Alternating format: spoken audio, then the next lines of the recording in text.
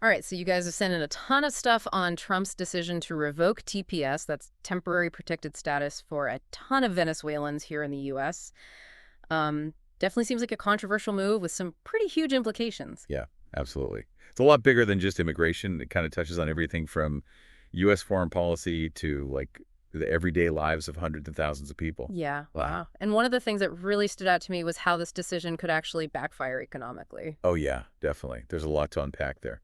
Okay, so before we get into all that, can we just do a super quick, like, TPS 101? I feel like some of our listeners might need a refresher on what it even is. Yeah, for sure. So TPS, temporary protected status, it basically gives people a lifeline. If they had to flee their home country because of, like, conflict or a natural disaster, Okay. it lets them stay and work in the U.S. for a bit, but it's not a path to citizenship. Right, right. It's temporary. Got it. So what exactly led to Trump revoking it for so many Venezuelans then? Well, the Trump administration is saying that things in Venezuela have gotten a lot better, like safe enough that they don't need TPS anymore. Huh. They're basically saying the program's lost credibility and that Venezuela's been sending criminals to the U.S. Like they're saying, and there's members of the Tren-de-Aragua gang here. Oh, wow. Yeah, and Homeland Security Secretary Christine Noem, actually, she even called TPS DPP, or Deferred Protected Status, which I'm not even sure that's a real thing. Really? Yeah, I don't know. Okay, so they're basically saying it's safe enough for Venezuelans to just go back home now. That's what they're saying. Yeah. Yeah, but there are some people pushing back against that. Like, there's data that shows only about 600 TPS recipients might have gang ties, Okay. which is just a tiny, tiny fraction of how many Venezuelans in the U.S. are going to be affected by this. So not really a very solid argument then. What have Venezuelans been saying about all of this? Yeah, it hasn't been received well at all. This Venezuelan opposition site called Il Pazo actually called it an atomic bomb for migrants. Wow, that's intense. I also remember reading somewhere that this whole thing has made a lot of Venezuelans in Florida feel really disillusioned. Many of them actually voted for Trump back in 2024 because they liked how tough he was on Maduro. That's got to feel like a slap in the face, you know? Oh, absolutely. And it's not just about the politics either. This decision is causing a lot of really, really human pain, like a flood of anxiety and uncertainty for Venezuelans all across the U.S.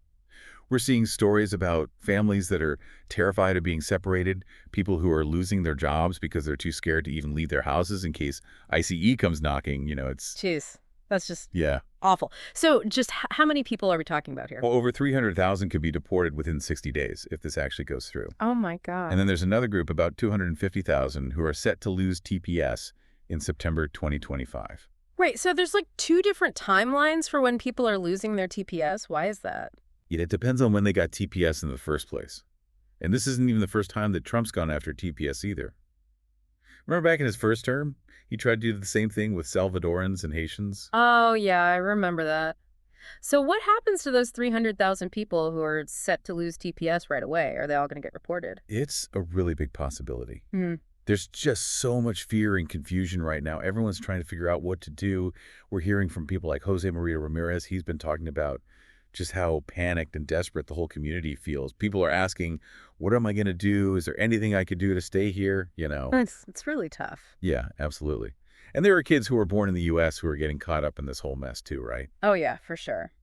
It's estimated that there are about 53,000 U.S.-born kids whose whole world's been turned upside down because of this.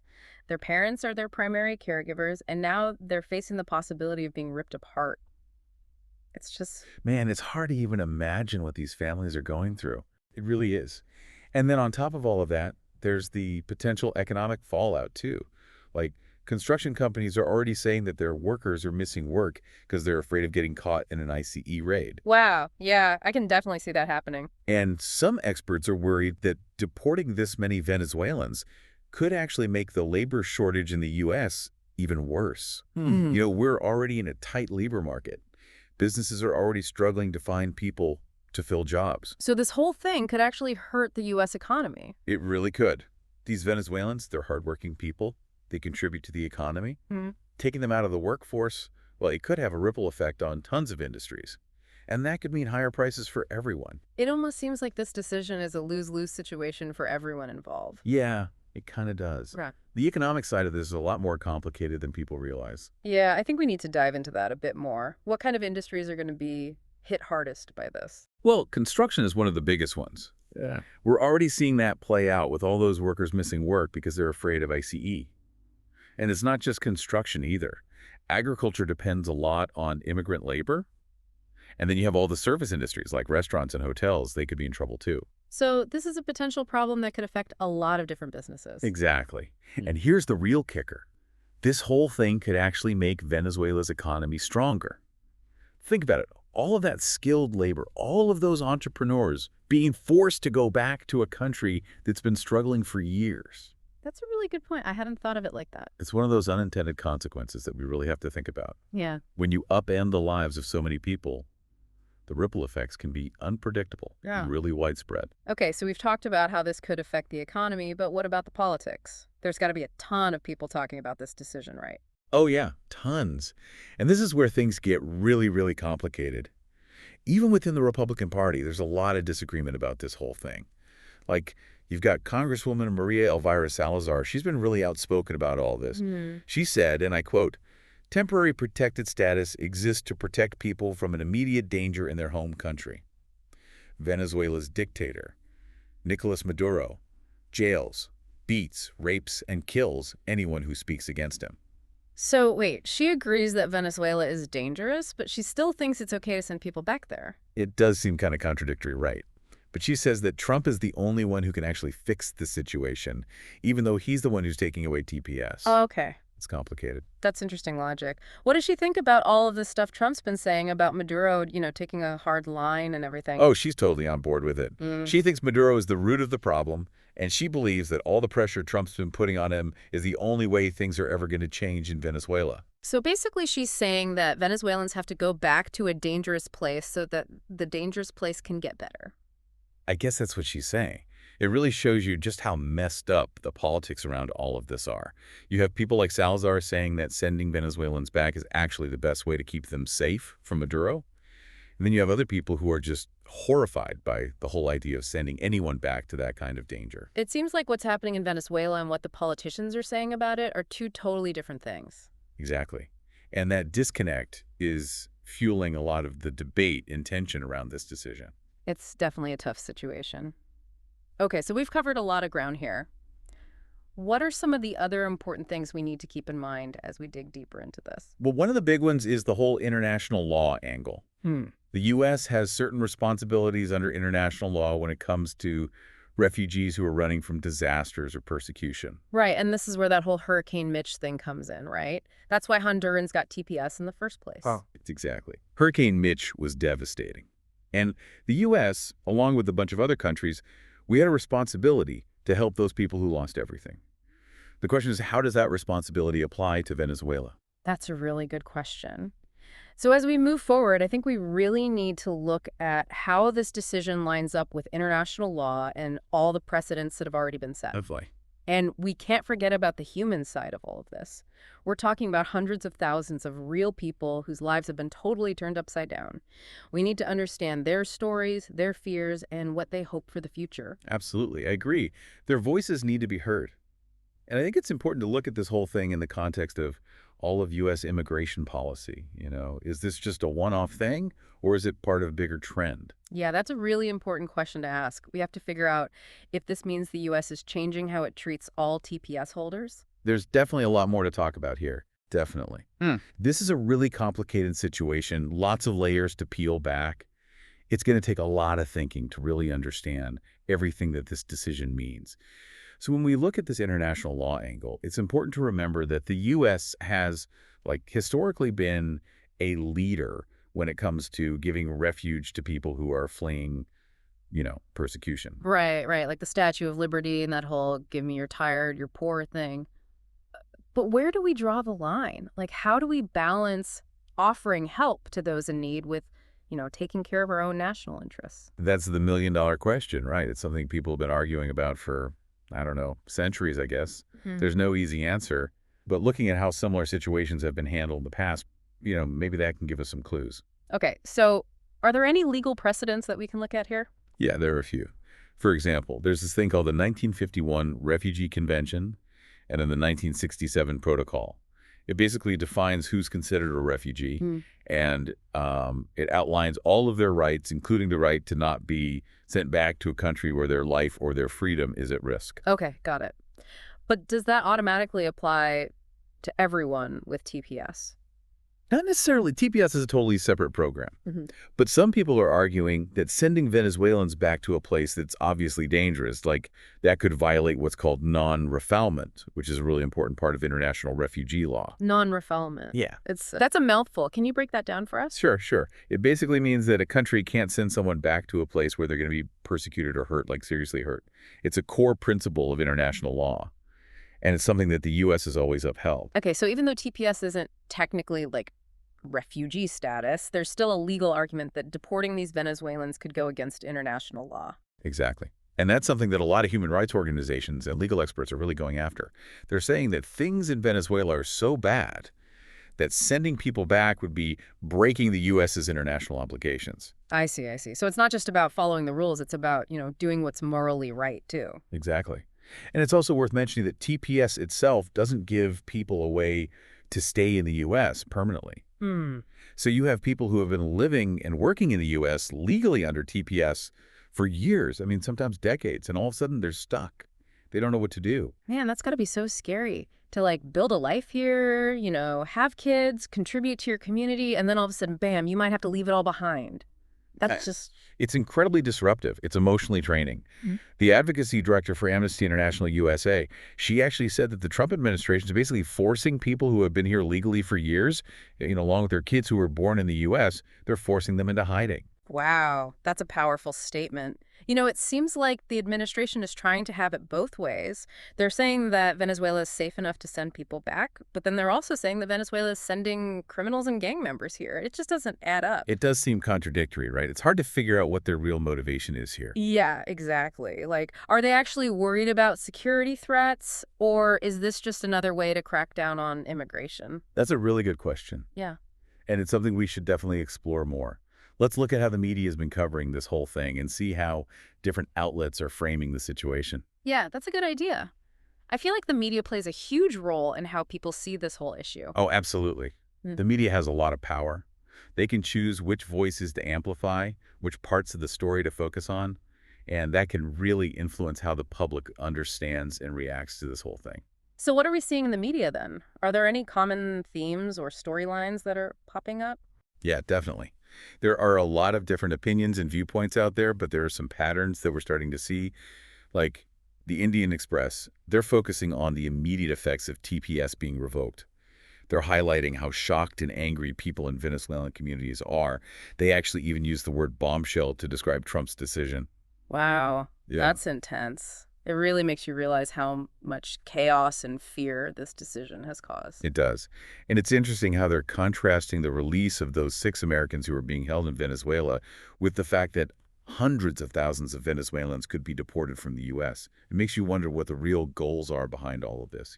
Yeah, it almost seems like there are double standards happening here. What about other news sources? What are they saying? Well, CBS News, they've been digging into the legal and political stuff, Hmm. like what would happen if the TPS extension was reversed.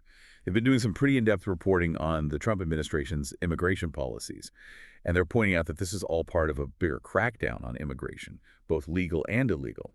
So they're saying that this is all connected to how the Trump administration sees immigration as a whole. Right. And they've also been talking about how Guantanamo Bay might be used to detain undocumented immigrants, which is a really controversial idea that's got a lot of human rights advocates worried. Wait, Guantanamo? Seriously? Yeah. That seems pretty extreme. That definitely adds another layer of complexity to this whole thing. So what about the local news? How are they covering this?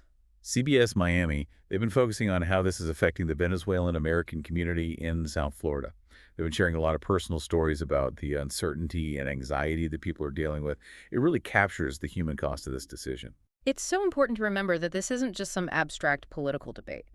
There are real people whose lives are being turned upside down. Absolutely. And CBS Miami is doing a great job of showing that. They're showing how this is impacting families, businesses, and whole communities across South Florida. It's not just theoretical, it's real life. Are there any news sources that are being more critical of what the Trump administration is doing? Oh, yeah. Like The Real News Network, they're looking at this whole thing through the lens of international law and human rights. They did an interview with the advocacy director for the Americas at Amnesty International USA, and she was arguing that the U.S. is breaking international law by separating families and sending people back to really dangerous conditions. So they're basically saying, hey, what the administration is doing is wrong, and they're holding them to a higher standard. Exactly. They're giving a voice to people who don't usually get heard in the mainstream media, Yeah. and they're pushing back against the idea that this is just about enforcing immigration laws. It sounds like the media is playing a big role in shaping how people are talking about this whole thing. They're not just reporting the news, they're shaping the debate and highlighting different perspectives. I agree.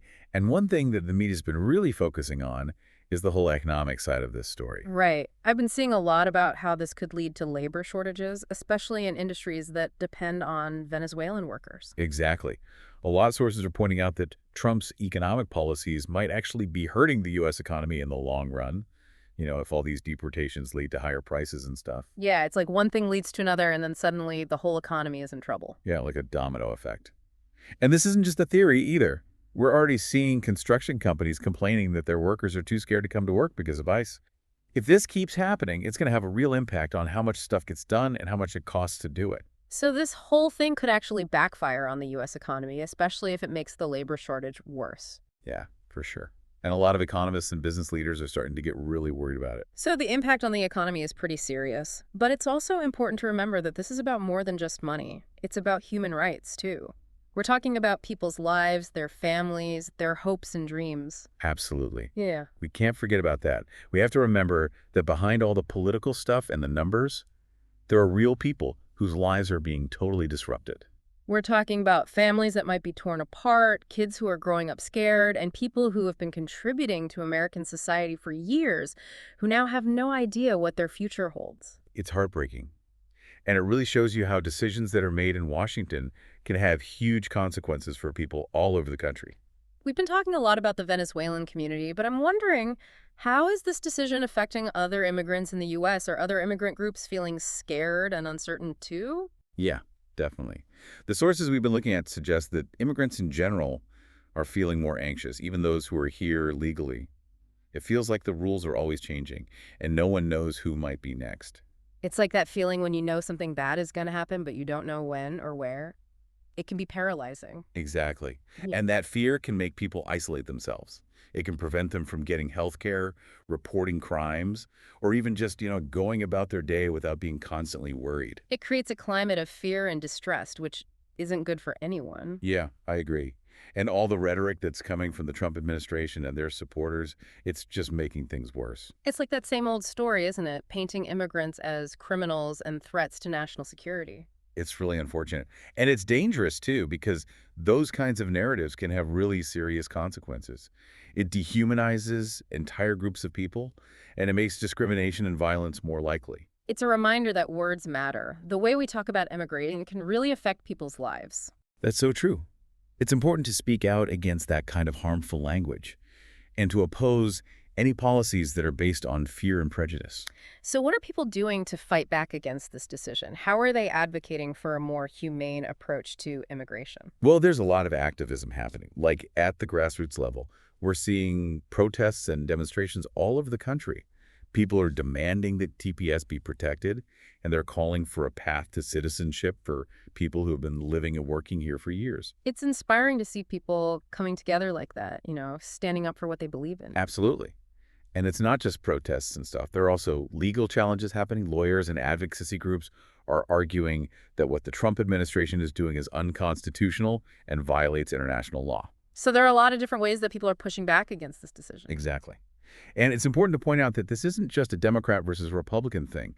We're seeing people from all across the political spectrum speaking out against revoking TPS. Yeah, I've seen Republicans and Democrats both saying that they're worried about what this could mean for people and the economy. It's a reminder that immigration is a complicated issue that touches on some of America's core values, fairness, compassion, opportunity. And even though people have different opinions about how to handle immigration, more and more people are agreeing that what's happening now just isn't working. It definitely seems like the Trump administration is getting a lot of pushback on this, from their own party and from others. Yeah, and that just shows you how powerful public pressure can be. When people get together and demand change, it can really shift the political landscape. It's a reminder that we can make a difference. We have voices, and we can use them to demand a better world. Exactly. And as we keep looking into this issue, it's becoming clearer and clearer that this decision to revoke TPS for Venezuelans, it's about way more than just immigration policy. It's about who we are as a country. It's about our values, our principles, and whether we're going to stand up for human rights. It's about what kind of society we want to live in and what kind of future we want to create. I couldn't have said it better myself. Yeah. This is a defining moment for the U.S., and the choices we make now are going to have a ripple effect for years to come. It's a lot to process, and it can feel overwhelming, but it's important to remember that we're not in this alone.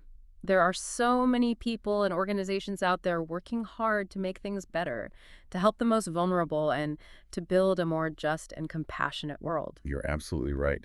And there are things that each of us can do, even small things, to contribute to that effort. Yeah. We can stay informed, we can speak up, we can support organizations that are doing good work.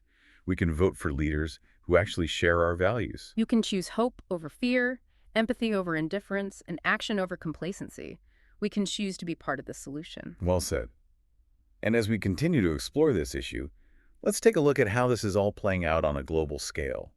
The U.S. isn't the only country struggling with immigration and displacement. That's a great point. This is happening all over the world, and it's important to understand how other countries are responding to these challenges. Yeah, we can learn a lot from seeing how other countries are handling these things, what's working, what's not working. So what are we seeing globally in terms of migration and refugees? What are the trends? Well, one of the biggest trends is that more and more people are being displaced because of conflict and persecution. The UN Refugee Agency, they're saying there are over 100 million forcibly displaced people worldwide right now. It's the highest number ever. 100 million people. Wow. That's staggering, Yeah. right? And it's been steadily going up in recent years. All the conflict in Syria, Afghanistan, Ukraine has forced millions and millions of people to leave their homes. They have to go somewhere else, find safety in a new place to live. So how are other countries dealing with this crisis? You know, it's kind of a mixed bag, honestly. Some countries have opened their doors to refugees. They're offering resettlement programs and humanitarian aid, but others are doing the opposite. They're tightening up their borders and making it almost impossible for asylum seekers to get in. It sounds like there's a real divide between countries that are willing to help and those that are just trying to avoid the problem. Yeah, exactly. And that divide is usually caused by a bunch of different things like politics, economic worries, cultural biases. It's complicated. It's a really tough situation. There aren't any easy answers. But I think it's important to remember that migration is a human right. People have the right to try to find safety and a better life for themselves and their families. I completely agree. And we have to remember that migrants and refugees, they're not just numbers. They're people with stories, hopes, dreams. They had to leave everything behind, often in really, really traumatic situations. Yeah, it's easy to get lost in all the political arguments and forget that real people are suffering. We have to approach these issues with compassion, understanding, and we have to be committed to finding solutions that respect the dignity and rights of everyone. It's a tough challenge, but I think we can do it if we work together and don't give up on building a more just and humane world.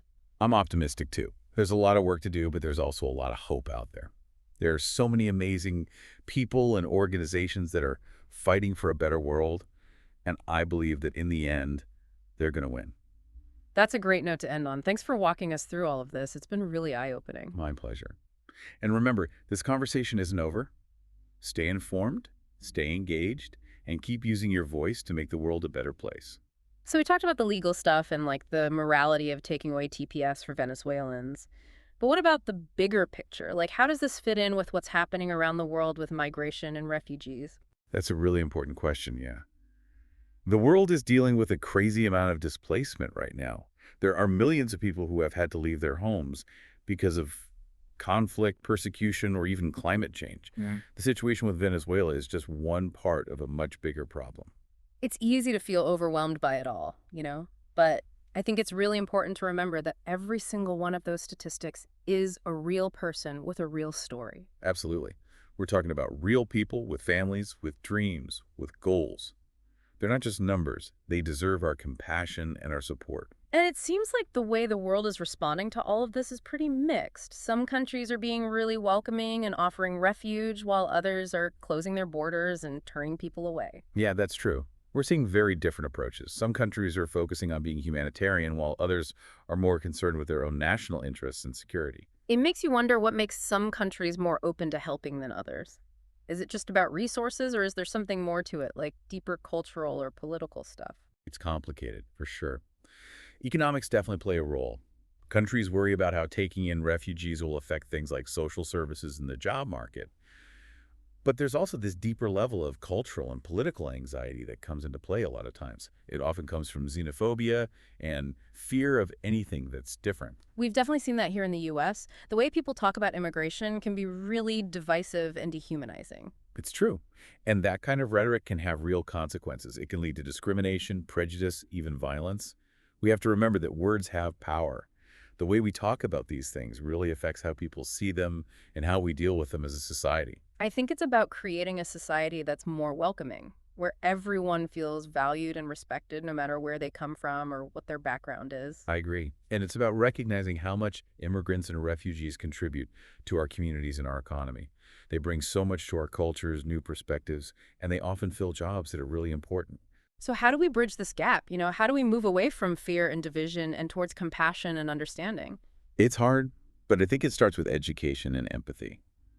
We need to push back against all the misinformation and stereotypes that lead to anti-immigrant feelings. We need to share the stories of immigrants and refugees, let people see them as human beings, and highlight all the good things they bring to our society. It's about remembering that we're all human, that we're all connected. Exactly. And it's about calling out the people who use fear and division for their own political gain. Mm. We need to make sure our leaders are promoting policies that are fair, just, and based on facts, not prejudice. So it's a really complex problem that needs a complex solution. We need to deal with the reasons why people are being displaced in the first place. We need to make sure everyone has a fair shot economically, and we need to create a society that's more welcoming to everyone. It's a lot to do, but we can't give up. What's at stake is too important. The future of our communities, our countries, our whole world, it depends on whether we can find common ground and work together to create a future that's just and sustainable for everyone. That's a great way to put it.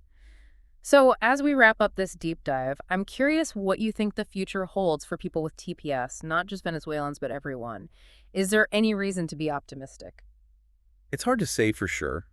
The political climate is pretty unpredictable, and the legal battles are still going on, but I do think there's reason to hope. All the pushback we've seen against the decision to take away TPS for Venezuelans, it shows that people are starting to understand what the human cost of these policies really is. Yeah. It shows that people are willing to fight for the rights of immigrants and refugees. That's good to hear. It seems like public opinion is changing. More and more people are supporting a more compassionate approach to immigration. I think so. And we have to remember that change is possible. We've seen it before with things like civil rights and LGBTQ rights. When people get together and demand justice, they can make incredible things happen. Yeah. It shows that we're not powerless. We all have a role to play in shaping the future. We can stay informed, we can talk to each other, we can use our voices to demand change. Exactly. And we can support all the organizations and people who are working so hard to protect the rights of immigrants and refugees. We can donate our time, our money, or just our voices to help them. We can choose hope over fear, compassion over indifference, and action over complacency. I love that. Yeah. Well, thank you for joining me on this deep dive. It's been great to explore all of this with you. The pleasure was all mine. And to all of our listeners out there, thank you for taking this deep dive with us. Keep learning about these issues, keep having those important conversations, and use what you've learned to make a difference in the world. Our deep dive might be over, but the conversation definitely isn't.